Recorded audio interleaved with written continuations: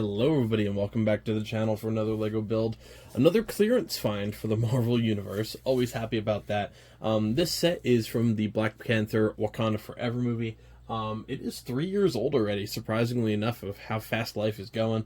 Has 3 minifigures. I spent a whole $15 on this, otherwise it sells for $35. This also retired in 2023, and it is still available in some stores. Barnes & Noble specifically is where I saw this a lot, and they finally marked this bad boy down to 15 bucks. 3 minifigures are going to be in this set. That is the only real reason that I actually bought it. They're not exclusive to the set, but especially King Namor, one of my favorite Marvel characters, despite not being a very good movie, Wakanda Forever, in my opinion. And Namor wasn't a great character either, so a little disappointed in that, but hey, that's Marvel anymore.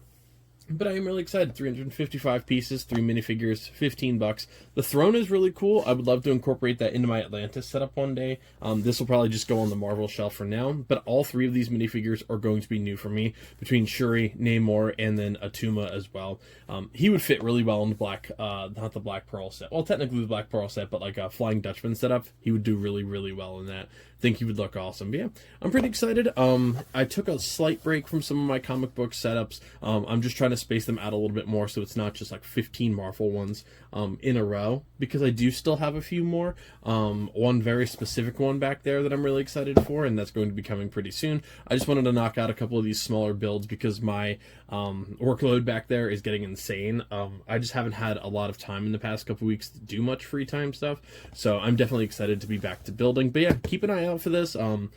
Again, it is supposed to be retired now for over a year, so there's no guarantee that you're going to still find this available in stores, but this isn't a set that is essentially going to be very hard to find regardless, so you can still get it for retail for sure, and maybe you can even get lucky like I did at Barnes & Noble's and get some clearance. But yeah, definitely keep an eye out for some of those sales. You never know. Barnes & Noble's and Walmart are always really good for like random clearance and rollback stuff. In Walmart, you think of more for Legos, I think, than Barnes & Noble's, but Barnes & Noble's has really come in clutch for me for a lot of these sets. I'm also, outside of this, I'm upgrading my computer setup a little bit. I just purchased one very, very nice monitor because mine has been irritating me to the end of my days, and my backup monitor right above this that you guys can probably see the little stand to back there, it's just okay. It was a cheap, $120 monitor or something like that from Target when it was on sale. I bought it. The 1080p versus it is what it is. I'm not a huge fan of it. Also, like the port system and stuff, it's just not a great monitor. So I'm going to be retiring my Acer Predator monitor and putting it up here.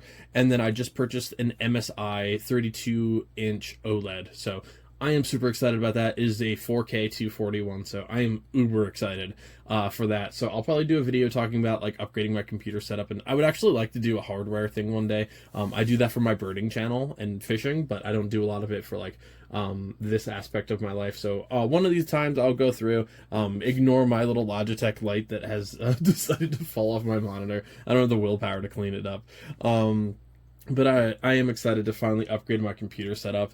I just haven't been happy with my monitor setup in a while, and as much as I loved my Acer Predator, and it cost me enough, so I should love it, it's not, like, it was about $1,000 a few years ago, and if I had to go back and do it, and again, I don't want to ramble on too much, like, this is a LEGO review after all, but one of the reasons I'm upgrading it is, yeah, it was $1,000. It's going to be my second monitor because it doesn't perform, in my opinion, like a monitor that cost me that much.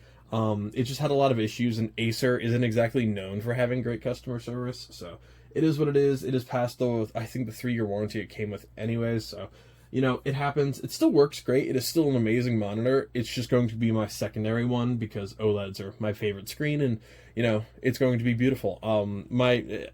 Again, I'll talk about all this in a different episode, not necessarily related to this. I just like to talk to you guys about what's going on in the LEGO room and, life upgrades and stuff like that. Spring migration and trout season. By the time that you guys see this video, both will be in full swing, so I'm going to be dedicating a whole lot of my time towards that portion of my life as well. So I'm trying to get a lot of LEGO builds and stuff done now so that I don't have such a huge backlog to work through, and that way I can focus on both of my hobbies and both of my channels. But yeah, that is going to do it for what's going on in my life right now, guys. Hope you guys are all staying safe out there. Hope you're about to enjoy the spring season, because already the allergies are coming. Now let's get started on the build, folks. Alright everybody, so here is the final build. If my background starts to look a little bit different, that's because I actually just bought a new monitor and I'm in the process of switching them over. However, this monitor riser is not handling the weight of my Acer Predator as well as it did the LG, despite being a smaller monitor. So I have no idea what is wrong with it, so, I'm switching some cables and stuff like that around back there, but now I get to rewire my whole setup and the dust-filled land that it is behind my monitor. So I did purchase my new one, so I'm really excited about that. I'm working on getting my studio a little bit more cleaned up and a little bit more like colorful. So I'm really excited about that. I'm actually going to be doing a little bit of a series on it, probably right after this video, just talking about like my new setup and tools and stuff like that. So I'm really excited for that one. But as for this build, again, it is a smaller set.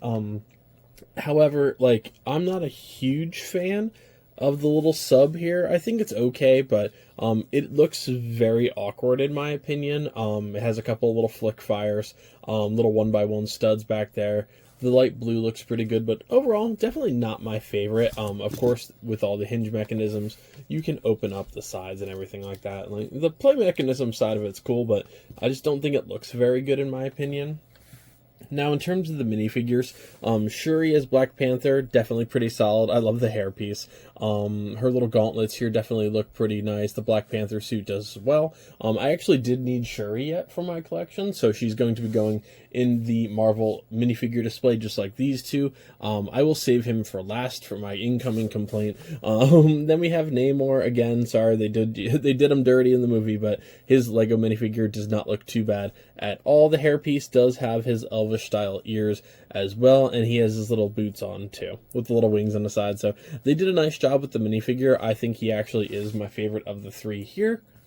And then we have Atuma. I don't like the helmet. I don't like it. I would have rather them molded a piece for this.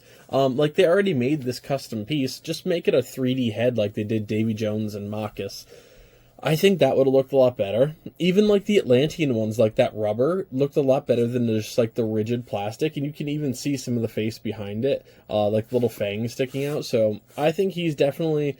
he had the potential to be the coolest minifigure in this set. I actually think he's the one that holds it back a little bit, so it's okay. Like, again, it's not going to be the end of the world, but it's the slight nitpick of I just don't really like the helmet look.